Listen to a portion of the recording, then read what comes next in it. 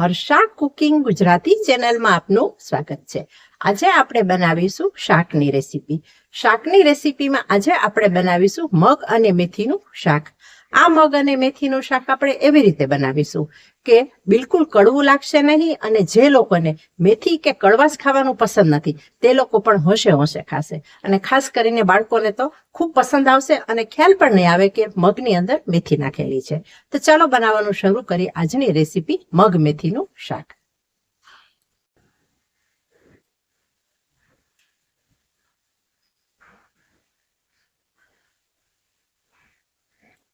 મગ મેથીનું શાક બનાવવા માટે અહીં મેં આખી મેથી અને મગને ઓવરનાઇટ પલાળી રાખ્યા હતા।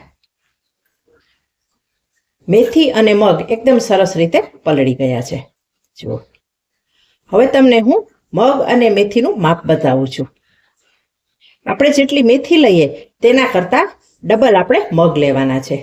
એટલે અડધી વાટકી મેથી લો તો 1 વાટકી મગ લેવાના છે। આ રેશિયો યાદ રાખવાનો, તો આ શાક બહુ સરસ બનશે।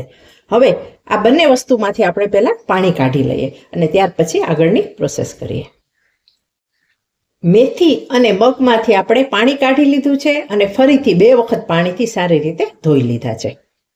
અહીં લઈશું આપણે કુકર। કુકરમાં મેં પહેલેથી જ પાણી ગરમ કરીને રાખ્યું છે। તેની અંદર આપણે સૌથી પહેલાં મેથી ઉમેરી દઈએ અને મેથીની અંદર આપણે મીઠું એડ કરી દઈએ અને મિક્સ કરી લઈએ। હવે આપણે સ્ટેન્ડ મૂકી દઈએ ઉપર। થોડું ગરમ પાણી આપણે વધારે એડ કરી દઈએ એટલે મેથી બળી ન જાય। ત્યાર પછી અહીં આપણે એક બાઉલમાં મગ લીધા છે। મગને આપણે સ્ટેન્ડ રાખી અને ઉપર રાખી દઈએ અને મગની અંદર પણ ગરમ પાણી નાખી દઈએ। પોણો ગ્લાસ મેં ગરમ પાણી નાખ્યું છે અને મગમાં પણ સેમ આપણે મીઠું એડ કરી દઈએ।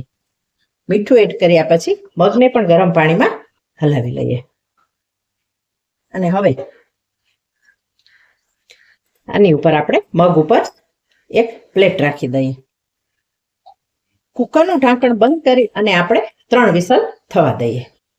તમને જો પસંદ હોય કડવાશ મેથીની તો બંને સાથે પણ બાફી શકો છો, પણ હું બંને અલગ અલગ બાફું છું। 3 વિસલમાં મેથી અને મગ એકદમ સરસ રીતે બફાઈ ગયા છે।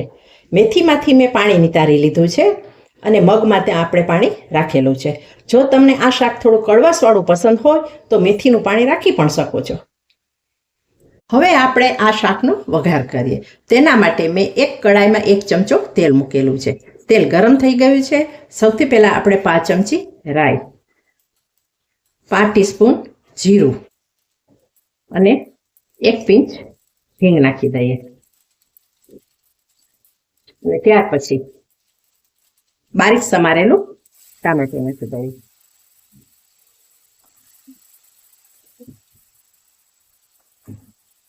ટામેટાને આપણે સોફ્ટ થવા દઈએ। ધીમા તાપ પર ટમેટું કૂક થઈ રહ્યું છે ત્યાં સુધી આપણે 1 લીલું મરચું, જેને મેં ટુકડાઓમાં કાપી લીધું છે, તેને પણ એડ કરી દઈએ। ટમેટા 50% કૂક થઈ ગયા છે। હવે આપણે એડ કરી દેશું 1 ટીસ્પૂન લસણની ચટણી। લસણની ચટણીને આ રીતે વચ્ચે મૂકી દઈએ તેલની વચ્ચે અને મિક્સ કરી લઈએ।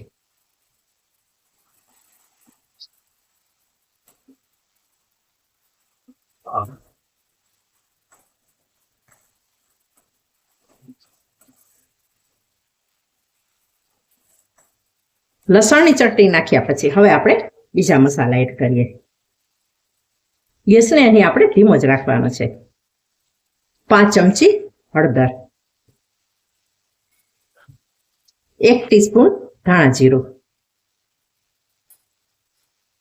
1 ટીસ્પૂન કાશ્મીરી લાલ મરચાંની ભૂકી એડ કરી દઈએ। ફરીથી બધા મસાલા અને ટમેટાને વઘારમાં આપણે સરસ રીતે મિક્સ કરી લઈએ અને હવે આપણે ઉમેરીએ સ્વાદ મુજબ મીઠું। મીઠું આપણે મેથીને બાફવામાં અને મગને બાફવામાં નાખેલું હતું એટલે એ રીતે નાખવાનું। વધારે ન પડી જાય તેનું ધ્યાન રાખવાનું. જો ટમેટા એકદમ સરસ રીતે કૂક થઈ ગયા છે. હવે આપણે એડ કરી દઈશું મગને આપણે જેટલું પાણી હતું તે પાણી સહિત જ એડ કરી દઈએ.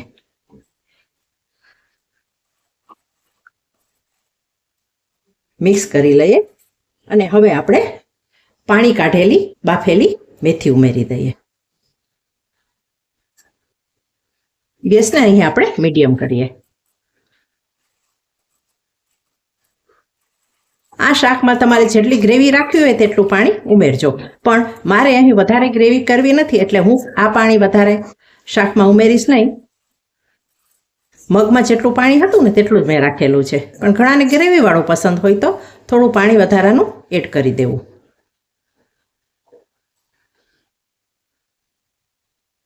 હવે આપણે શાકનો ઉકાળો આવવા દઈએ. જેવું શાક ઉકળવા માંડે એટલે આપણે આ રીતે ચલાવી લેવાનું અને જોઈ લેવાનું. કોઈ મસાલા ઓછા લાગે તો એડ કરી શકાય. તમારા સ્વાદ મુજબ ઘરમાં જેવું ખવાતું હોય તેવા મસાલા તમે વધારે ઓછા કરી શકો છો. અને હવે શાક ઉકળી ગયું છે, વધારે કૂક કરવાની જરૂર નથી અને મસાલા પણ શાકમાં એકદમ સરસ રીતે ભળી ગયા છે. હવે આપણે કોથમરી એડ કરી દઈએ અને ગેસને આપણે બંધ કરી દઈએ. તૈયાર થઈ ગયું છે હેલ્ધી અને ટેસ્ટી મગ મેથીનું શાક.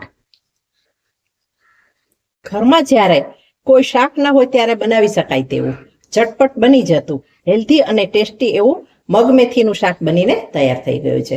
મગ મેથીના શાકનો આ વિડીયો તમને કેવો લાગ્યો તે મને કોમેન્ટ કરીને જણાવજો. ને જો તમને આ વિડીયો સારો લાગ્યો હોય અને યુઝફુલ લાગ્યો હોય તો આ વિડીયોને વધુ ને વધુ શેર કરજો, લાઈક કરજો, કોમેન્ટ કરજો.